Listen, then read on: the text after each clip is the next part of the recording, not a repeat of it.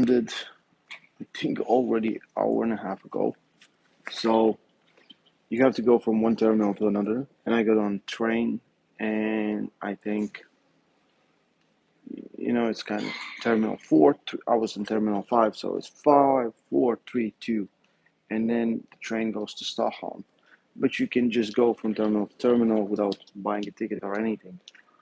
And it turns out there's just one stop, which is 4, 3, and 2, and I missed it. I missed it all. I get on that train, and it's like the guy that's the conductor comes to me. He's like, show me a ticket. I'm like, I'm getting off on Terminal 2. And he's like, that was like way back.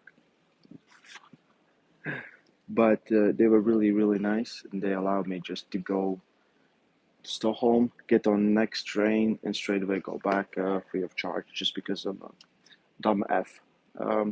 So yeah, it's been, I don't know, 12 hours or more after the event. I think it's more after the event ended. Let me check. Yeah, way more, like 15 or 17 hours. Um, yeah, yesterday we finished. I was at hotel about 2 o'clock, and at 4:30 a.m., me and Marcio, we went to the airport, and I started traveling home. So at 8:50, I left Dubai, and 6 hours, 30 minutes later, I was in Sweden. So now I have a long layoff of about 5, 6 hours, and then 1 hour flight to get back home to Latvia.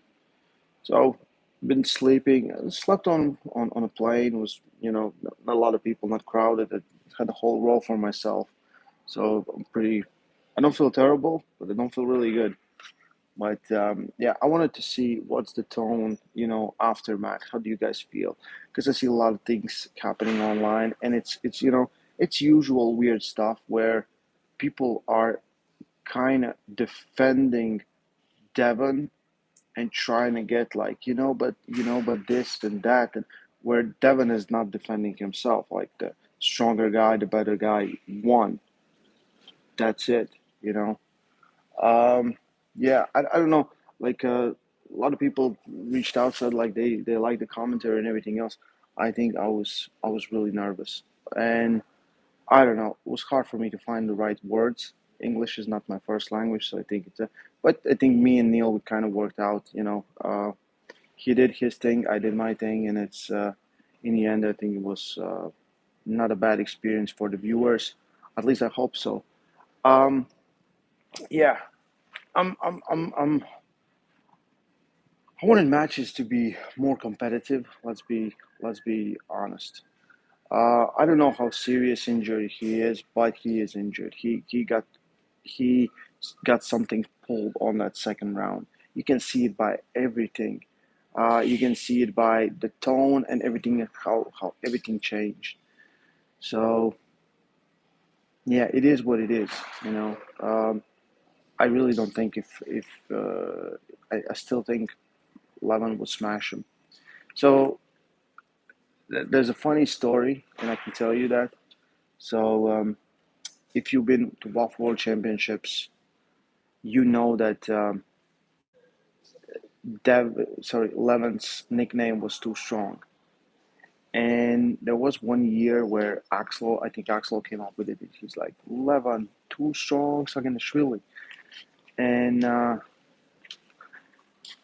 and and Georgians ask Giannis, they're like, why are they saying Too Strong, like two?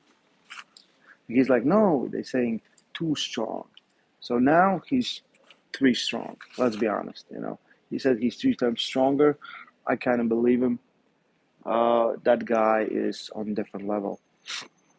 So what I see on social media is people like backpedaling and everything else. It's yeah, like I didn't change my thoughts from start to finish because I always look at the strength gap, everything else, and even though like last time or the first King of the Table, when Devon was a huge underdog, he came back from serious injuries. Doesn't matter what people said, like he had serious health conditions. He wasn't, you know, he was moving and doing a lot of weird stuff before that, and I really thought that he's huge underdog. I thought Mike being on top of the world at that point, at least looking like it, he's gonna take care of him.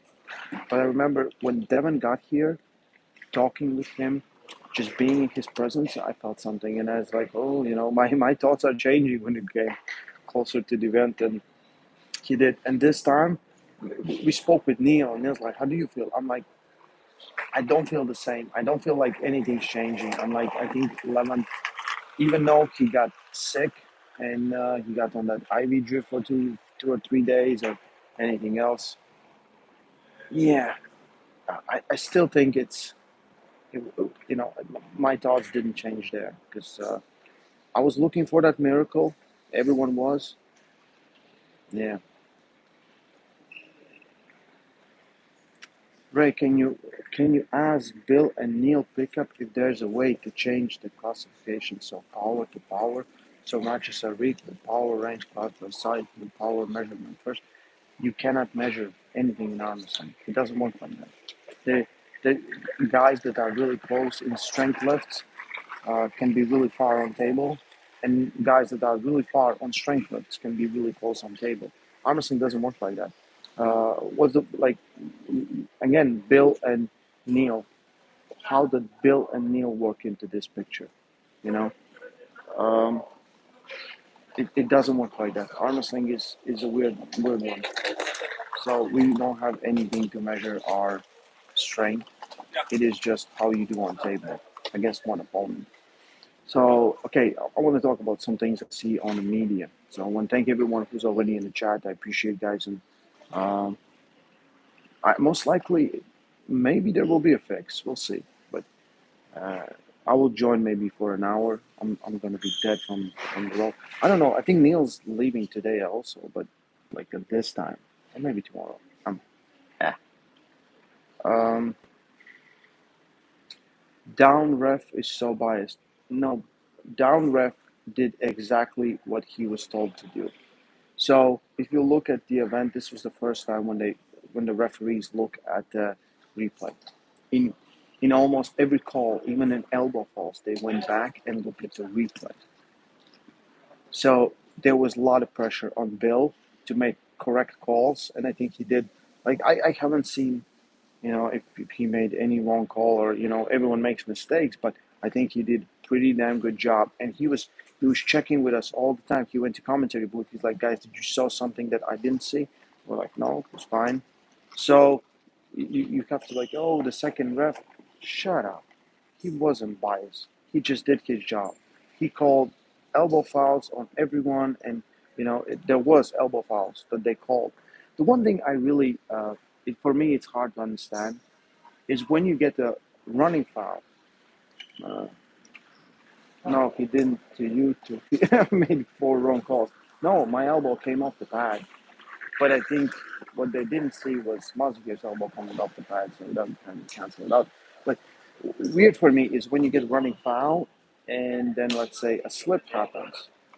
Usually when you have a running foul and you don't win that round, you lose that round. So that was kind of weird. Or when you have a foul, you have a slip, or there was some kind of call, and you have to win that. That also doesn't work for me. It kind of feels weird.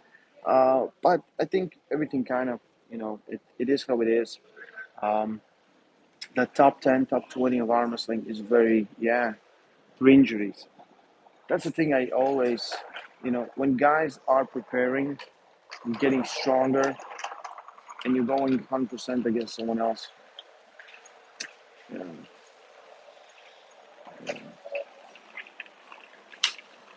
like they did running fouls and they stopped when one guy had it, they had runners, but when the other guy has it, it's either live or they did, it's a weird one.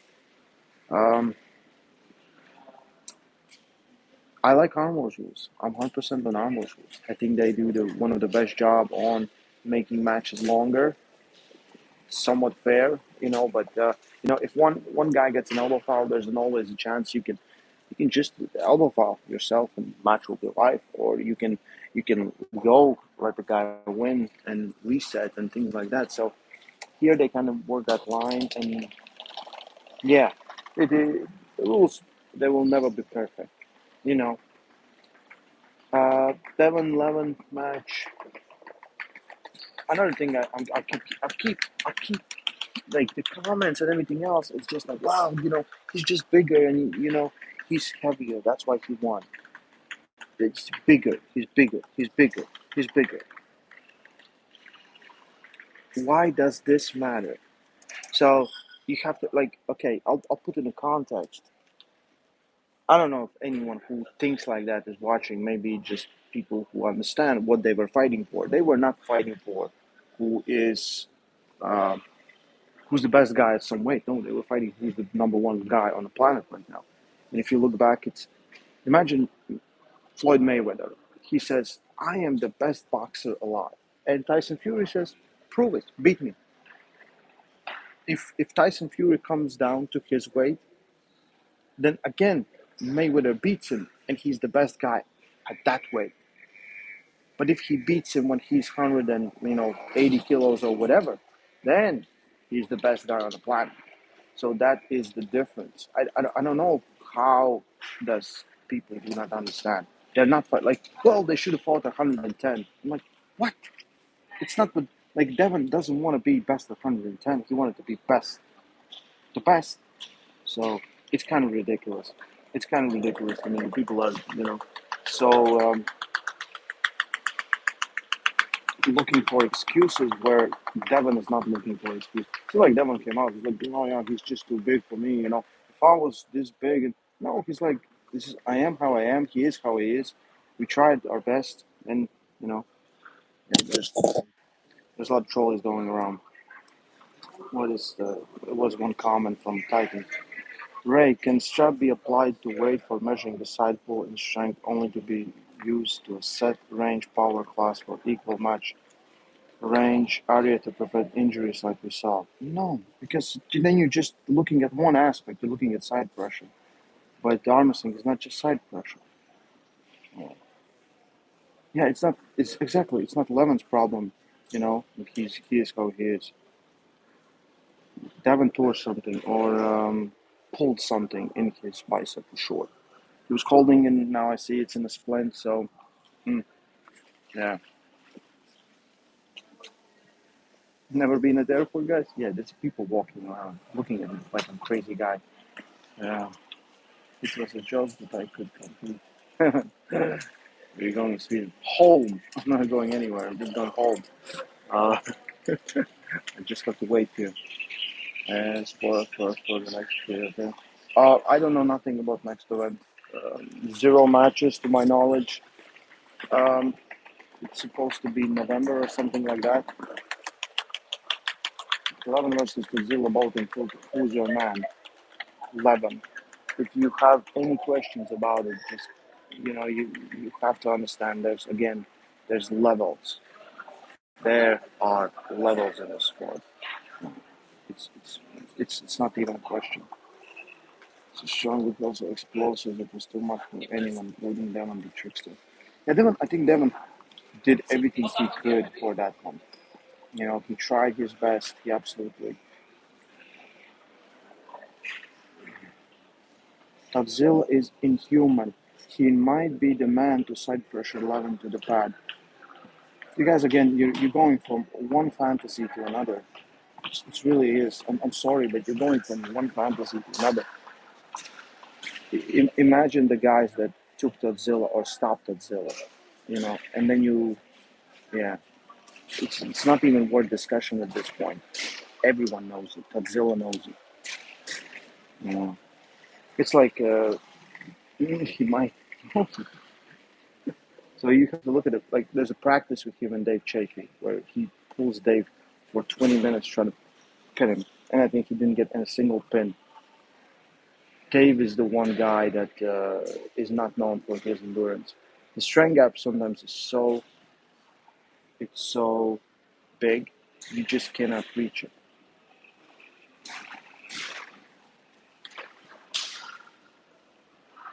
And yeah, that's what I'm talking about. So there's differences.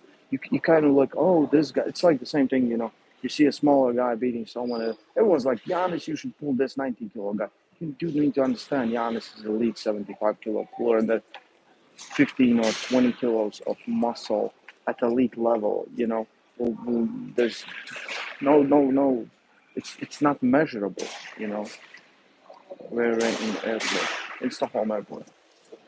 Yeah. I gotta wait. I have to check in, and the check-in opens like in 20 minutes to get my ticket to Riga. So yeah,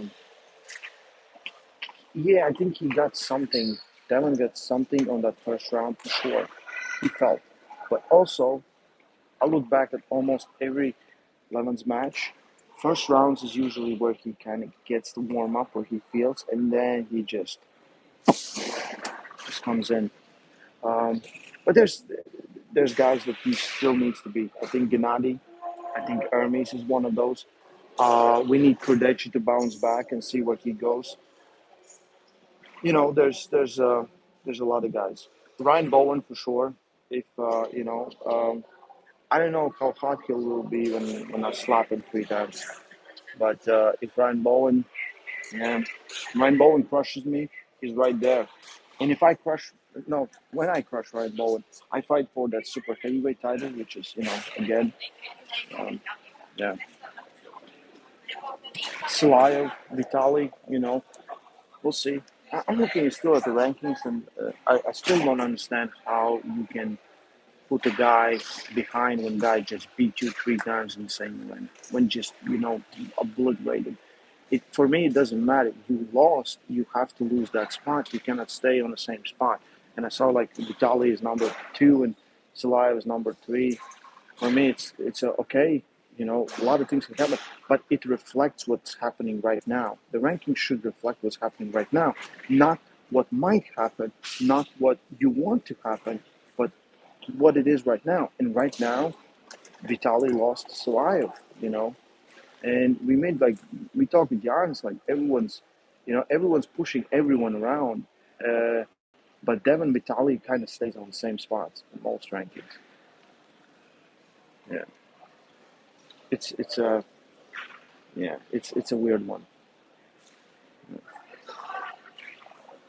Who's next on Almost episode? I don't know. I think it's Uncle John's. He has his battleground there. Hermes was right. Although honestly, well, if you look at the public perception, and for me, it was like a big thing. It was like, where was the switch from what exactly guys were thinking that Devon has this much chance from being like 80% at the start. I think I did a poll. It was 80% that Levin will win, 20% that Devon. Okay, this seems reasonable. And then it went to 55 or 60% that Devon will win. You know, I didn't see anything that would say those things to me. You have to be really, really, really strong. Um, there's a lot of guys. I'm super impressed by Corey West. The problem with Corey, and it's not a problem even, but he's still young, and he needs to pull more guys than Michael. Like his key to success in that round would have been strap, but because he's pulling Mike every time I think they get in a strap, Mike goes for his kings or open top roll or whatever. He cracks his wrist open. So Corey is so used to catching him without the strap because the strap favors Mike insanely that he just wants that. He's like, I don't want a strap. I just wants to. I just want to pull without the strap. And right here, Alex just keeps working on that hand. Like imagine, like you're not doing anything else. There's no side pressure activation because your hand is exposed. There's no back pressure because your hand is exposed. Your hand gets exposed, fingers get exposed, wrist gets exposed. Boom, boom, boom, and it hits. So I talk to him like that, dude. I'm like, get the strap, start pulling in the strap. You'll feel way better. The problem with Mike, Mike, I think he doesn't pull in a hook with the strap because I don't know. Yeah, I really like spending time with everyone here there, and Devin, Jody, Levin, Irakli, Alex, Alex, Alex. I tried to get Alex's interview, but he's so dead set on his channel. He's like, I don't need to be afraid. I'm kidding. But we kind of he's like doing something all the time, and I try to get him in and talk with him, but well, I'll get. It's like I'm sorry at the end. I'm gonna post where I'm here. I did a small clip after his match with him talking. So uh, so the weight in the weight. Let's talk about weight a little bit. Uh, the guy that walks around like let's say like Levant, he walks around 170, 180 almost all the time. I think all the time. His body's so used to that weight. He he's efficient and moving with that weight. And Devin, I think 130, what he was weighing right now, was good weight for him because he was using that weight for quite some time. He's accustomed to it. A lot of guys when they try and like, oh, I'm preparing for a match, and they gain like let's say 10 kilos, like, "Rah." And the increase in strength is so little because or because it's more taxing than everything else. You have less endurance. Your body doesn't, it's already harder for you to move. So it's not always the best thing to get bigger. But if you're getting stronger, and that's the thing I'm always saying, like you need to get stronger. If the side effect is you getting bigger, that's a good thing, you know. But if you just focus on getting big, you're kind of missing the point. Big doesn't equal strong, you know. Big doesn't equal strong. Everyone's like, well, look at Leva. Yeah, but he's the outlier. He's one of the few exceptions that we have where big means strong, you know. And there's a lot of guys that are big. There's a lot of guys that are big, you know, but not as strong. I think he's really special guy. Just look at his forearm, arm, everything, wrist. It's like the thickness. He will be so hard to beat, and we need someone with really big gifts to beat him. I think some specialist in their move, that could be one. When someone is really really efficient in their move, like Hermes or you know. There could be some of those guys, but they still need to be really really strong. It's not about getting really really big. It's about being really really strong. So yeah, we'll see what happened there. Oh, Marcus Thompson. Great job from you and Neil. Congratulations to Levin and George and team. He stands alone on another planet of armless and strength. Bitter pill to swallow last night for us Devon fans, but still remains the face and voice of the sports circle. So you have to understand that Devon, like, there's a reason why they had a shutout stake. Like I saw that they put on shutout stake on that match. I I know reality that Devon understands. I know that in reality Devon understands he's a huge underdog. He is that. But he did everything he could just to try and prepare for that challenge. And that was, however it ended, that was the biggest draw we have ever seen. Biggest peak interest for arm wrestling and for arm wrestling match of all time. Whatever you say, that's exactly what happened. That's exactly how it was. And it doesn't matter at this point. Yeah, Marcus, thank you for that super chat. Devin will still have his fans, will have his haters. It's right there, It is what it is. I don't know, It's for me. It's like they're filming a movie about Devin, his documentary, and then of course the pinnacle of the movie will be the this super match, and I think in next year, start of next year, it's gonna come up. I think it's gonna do a lot of great things for our sport, like pulling John. I think it was great success as well as over the top. We haven't seen that successful arms in movies, and there has been few like Korean Champion, and what's the one with the female arm wrestlers? I forgot the name of it. You guys know? Just let me know in the comments. But yeah, we saw a lot of. There was some success, but not really, because some of those movies really doesn't tell the story of real arm wrestling. Like I look at those movies, like Old Champion, I think was good, but the female one is like gimmicks and everything else. It's like, what are you talking about? It's a weird one. And I think you can make great arm wrestling movie. It's still sport. it's an interesting sport for sure. So I have another super chat. I have to check it. Thank you guys. You know, I'll grab some burger and then for you guys. Or milkshake. I'll get some milkshake for Matt Mask. Rossi Benjamin. So we don't know where Devin is, but I think he was really strong for anyone else like Hermes, Gennady, Alex. What do you believe? Like again, so I can't make any statement. So most of the time, guys just want to aim for the top. At this position, Devin aimed for the top. He was beaten convincingly. So was almost everyone else. I could make a good argument that this Levan Saginashvili was the hardest match, or the I would say hardest Levan we have ever seen. You know, and for me, it's like, oh, Devin is number two, or Devin is number three, or number. I don't know. I have no idea. Devin doesn't know. This is why we need more pulling. We need more matches. I think left hand arm wrestling should come back. Levin's left has always been better than his right. Just think about that. And there's a lot of opponents there, and it's an interesting world for left hand. So if the right hand kind of gets stale, we can always do the lefty. What we have there, sorry. Duff, I think it's amazing how the popularity of the sport is increasing. I think big part is people getting to see those competitors personally. Yes, the thing that we always needed was someone, WL building characters or Arm Wars building characters right now.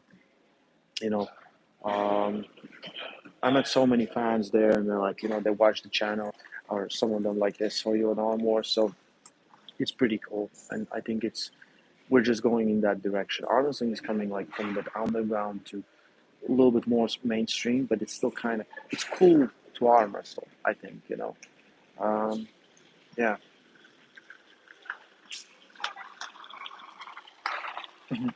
Corey was 200, Kurdecha 149, and Vin Kurdecha, so I don't understand exactly. Yeah. So stronger is stronger, better is better. It doesn't. Sometimes the weight doesn't matter. There's some great pullers at 70 kilos who can beat most guys. Under 100 kilos, like Daniel Prokopchuk's left is like ridiculously strong. Would he still be the favorite to win tournament at 90 kilos with the best guys? No, for sure not. So there's difference. Weight matters, especially in the lower weight classes. But there are outliers. There are outliers. If you're strong, you're strong. Luke Bolsher, thank you, Luke. You and Neil did great. Love Armisen. That's right, buddy. Stay strong. Get your bicep back, and we'll have one more super match, me and you. You know, that's. I'm gonna warm up with Mr. Blue, and then I'm gonna take on you. So yeah, it's a sad world to be at top of that rankings for 11. It's like you're gonna run out of motivation, and sometimes the top guys, when they are so dominant, they fall for one reason only: the motivation. Like who else? Why? You know. Um, I think Gennady is a big threat because he knows him so well. So, but like I said, there's a big world open, and porridge maybe. uh, yeah, put inside. Wonder what Roman will put inside the hammer. Devon's definitely top five unless someone pops out of footwork. Yeah, but how do you know? How do you know? You know, based on this performance, you can't tell anything. Based on Michael's performance, you can't tell anything. Based on John Brzezinski's performance, you can't tell anything. So,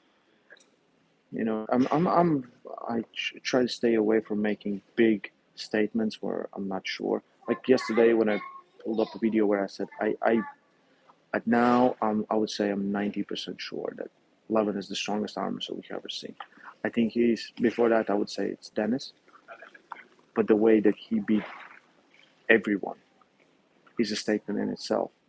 I think if you pull him up with Dennis, I would favor Levin and heavily, just because of the pure size difference. I'm not talking about mass or weight, size. The hands are different, everything else is different.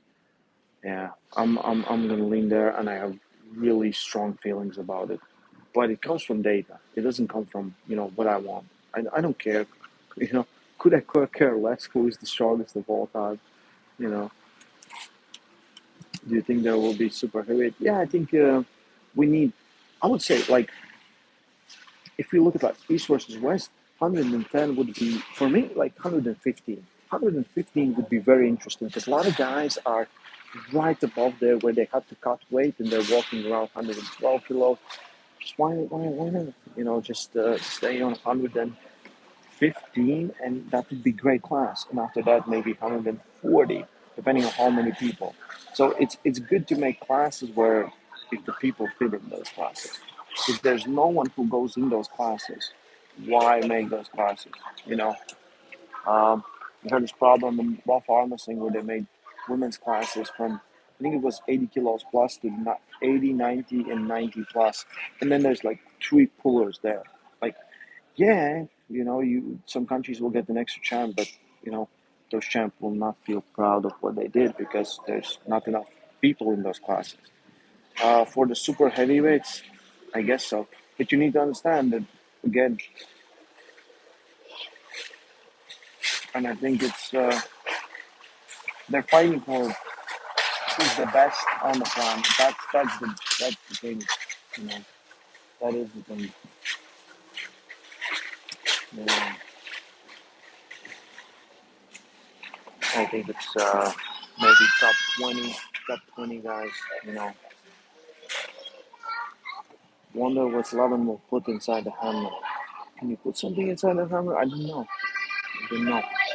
Yeah. So I still have guess the Armwrestler game with Devin, Neil, and Jody. I'm gonna get back, and I think I'm gonna post it tomorrow if I have time of editing. I still have a lot of stuff to do at home, so we'll see. We'll see.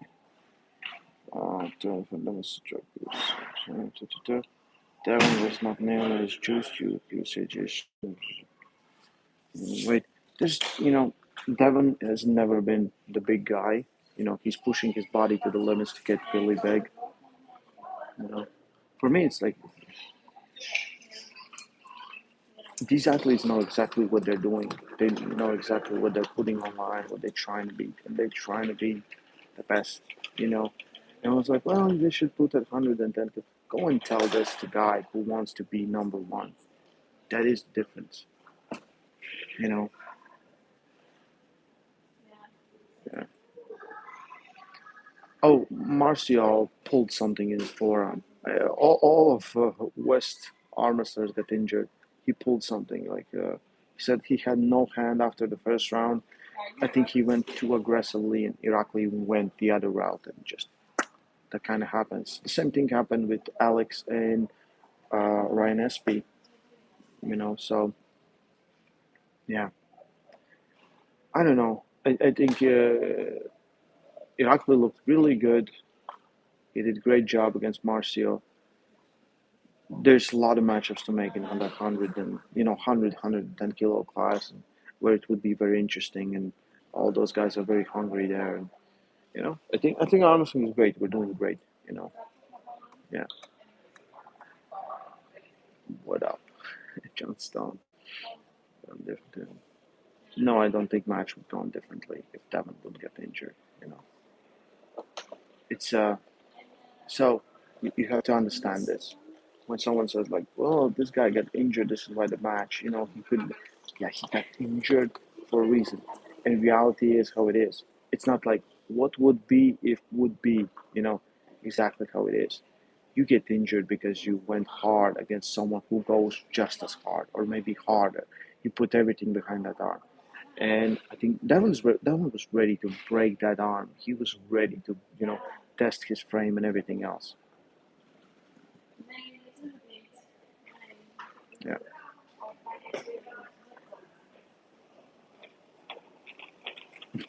Guys, maybe I need a little deeper voice now. Maybe I just need a little bit deeper voice. Yeah. Yeah. So yesterday I did very little after pulling. My head was killing me. It was really hot there, and I was really really tired. So finished at 2. Friday I didn't train, and today I'm not training.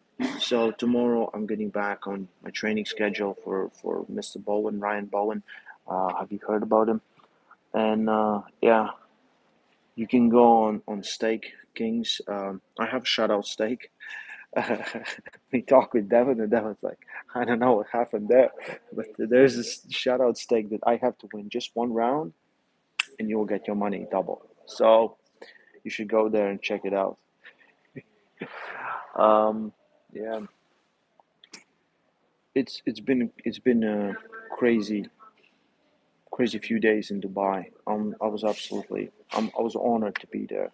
Um, N- no top guys were pulling on after pool. It was just people that came to visit and came to see, and all the audience. I think today they're doing something with the guys who stayed there. Marcio went home already. I'm away. I think Neil's left.